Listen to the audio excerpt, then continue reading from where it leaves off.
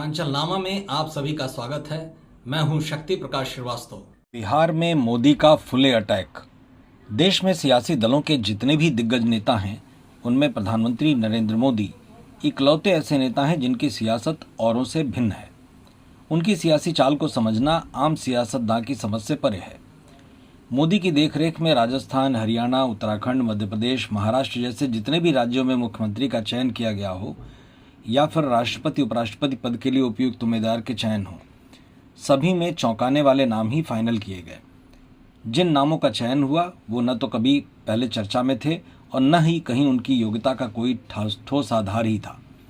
ऐसे ही अभी जगदीप धनखड़ जो देश के उपराष्ट्रपति थे, उनके इस्तीफे से खाली हुई उपराष्ट्रपति की सीट पर सीपी चंद्रशेखर को उम्मीदवार बनाकर उन्होंने सभी दलों के नेताओं को चौंका दिया। हाल में उन्होंने अपने एक निर्णय से बिहार चुनाव से पहले विपक्ष को भी चौंका दिया है।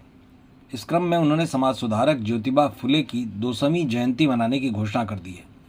उनके इस निर्णय ने बिहार में राजद और कांग्रेस की पिछड़ा, अति पिछड़ा और दलित वोट बैंक साधने वाली रणनीति की हवा निकाल दी है। इस निर्णय के बलबूते अब बीजेपी समतामूलक समाज को साधना चाहती है। ऐसे समय में जब बिहार विधानसभा चुनाव को देखते हुए राजद और कांग्रेस जैसे दल मुस्लिमों और यादवों के अलावा अन्य जातियों के वोट को अपने पक्ष में करने के लिए वोट अधिकार यात्रा निकाल रहे हैं, कांग्रेस पार्टी ने तो बाकायदे प्रदेश के 19% दलित मतदाताओं को साधने के लिए पार्टी के प्रदेश अध्यक्ष और प्रदेश प्रभारी जैसे अहम पदों पर दलित नेताओं को आसीन कर दिया है। दलित नेता कृष्णा अल्लाबरुन को जहां बिहार प्रदेश का प्रभारी बनाया गया है, वहीं राजेश राम को प्रदेश अध्यक्ष की कुर्सी सौंपी गई है। पूर्व मंत्री छेदीराम, संजीव टोनी, प्रतिमा दास, विश्वनाथ राम, नागेंद्र पासवान जैसे कांग्रेसी नेताओं को आगे करके पार्टी ने एनडीए के विरुद्ध एक मोर्चा बना दिया है। इतना ही नहीं, राष्ट्रीय जनता दल से मिलकर निकाली जा रही वोट अधिकार यात्रा की शुरुआत भी दलितों के मसीहा रहे बाबू जगजीवन राम की जन्मस्थली सासाराम से शुरू की। अपने इस रणनीति के तहत एनडीए को गंभीर चुनौती देने में जुटी कांग्रेस को पिछड़ा, अति पिछड़ा, दलित वोट को साधने में राजद और सीपीआई, सीपीएम और माले भी साथ दे रहे हैं।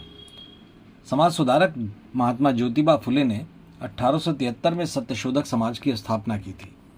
इस समाज का उद्देश्य महिलाओं, दलितों और अन्य हाशिए के समूहों के लिए समान अधिकार और अवसर सुनिश्चित करना था।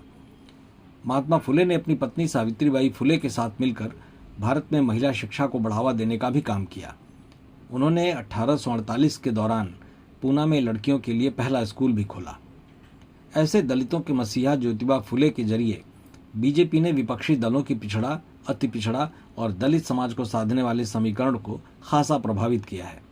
इस प्रयोग के चलते पार्टी अपनी राजनीति को सकारात्मक राजनीति में परिवर्तित करते हुए एक बड़े वर्ग को प्रभावित करना चाहती है। पार्टी को यकीन है कि इसका बिहार चुनाव परिणाम पर खासा असर दिखेगा।